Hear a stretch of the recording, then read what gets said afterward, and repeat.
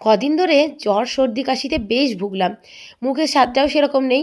ঝাল ঝাল করে খাসির মাংস খেতে ইচ্ছে করছিল। তাই আজকে শরীরটা একটু ঠিক হওয়াতেই বানিয়ে ফেললাম। প্রথমে মাংসটাকে পরিষ্কারভাবে ধুয়ে তাতে একটা পাতিলেবুর রস দেওয়ার পর বেশ খানিকটা পরিমাণ সর্ষের তেল দিয়ে 1 চামচ হলুদ গুঁড়ো, স্বাদ মতো লবণ, 1 চামচ কাশ্মীরি লঙ্কার গুঁড়ো দিয়ে ভালোভাবে মেখে ম্যারিনেট করে ফ্রিজে 2 ঘন্টার জন্য রেখে দিলাম। এরপর মিক্সিং গ্রাইন্ডারের মধ্যে বেশ খানিকটা পরিমাণ আদা, কয়েকটা কাঁচা লঙ্কা, 1 চামচ জিরে গুঁড়ো আর 1.5 চামচ মতন ধনে গুঁড়ো আর সামান্য জল দিয়ে ভালোভাবে একটা স্মুথ পেস্ট বানিয়ে নিলাম। এরপর মাংসের কালারটা একটু লাল করার জন্য 4-5টা কাশ্মীরি লঙ্কা 10 মিনিট আগে উষ্ণ গরম জলে ভিজিয়ে রেখেছিলাম, সেটাও মিক্সিং গ্রাইন্ডারের মধ্যে ভালোভাবে বেটে নিলাম। এরপর কড়াইয়ে পরিমাণ মতন তেল গরম করে ডুমো করে কেটে রাখা আলুগুলো হালকা লাল করে ভেজে তুলে নিলাম। আলু ভেজে তুলে নেওয়ার পরে ওই তেলের মধ্যে তেজপাতা, শুকনো লঙ্কা, সাদা জিরে আর গোটা গরম মশলা ফোড়ন দিয়ে দিলাম।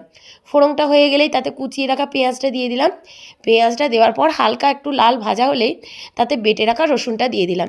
রসুনটা দিয়ে 2-3 মিনিট মতন ভাজার পর যেই রসুনের কাঁচা গন্ধটা চলে যাবে, আদা, কাঁচা লঙ্কা, জিরে ধনে গুঁড়োর যে পেস্টটা বানিয়ে রেখেছিলাম সেটা দিয়ে দিলাম। তারপর তাতে কাশ্মীরি লঙ্কার পেস্টটাও দিয়ে দিলাম। সব কিছুকে ভালোভাবে মিক্স করে নেওয়ার পর 1 চামচ মতন চিনি দিয়ে ভালোভাবে মশলাটাকে কষিয়ে তেল ছেড়ে দিলেই তাতে ম্যারিনেট করা খাসির মাংসটাও দিয়ে দিলাম। ভালোভাবে মিক্স করে নিলাম। মশলাটা যাতে পুড়ে না যায় তাই কাশ্মীরি লঙ্কা বাটার পরে যে জলটা ছিল সেটাও সামান্য দিয়ে ভালোভাবে মিক্স করে নিয়ে ঢাকা দিয়ে দিলাম মোটামুটি 7-8 মিনিটের জন্য। 7-8 মিনিট পর ঢাকা তুলে দেখলাম মাংসটা বেশ ভালোভাবেই কষানো হয়ে গেছে। আর কিন্তু ঢাকা দিলাম না, ঢাকা খুলেই আরও 4-5 মিনিট কষিয়ে পরিমাণ মতন উষ্ণ গরম জল এখানে দিয়ে দিলাম। তারপর সব কিছুকে ভালোভাবে মিক্স করে নেওয়ার পর 2-3 চামচ মতন টমেটো সসও দিয়ে দিলাম।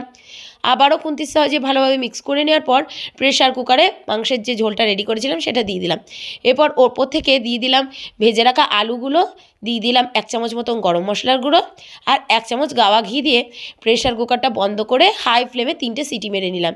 তারপর প্রেশার কুকারটা হালকা ঠান্ডা হলেই গরম গরম ভাতের সঙ্গে পরিবেশন করলাম এই লাল একটু ঝাল ঝাল করে দুর্দান্ত স্বাদের খাসির মাংসের ঝোল। রেসিপিটা যদি ভালো লাগে তাহলে অবশ্যই একটি লাইক দেবেন।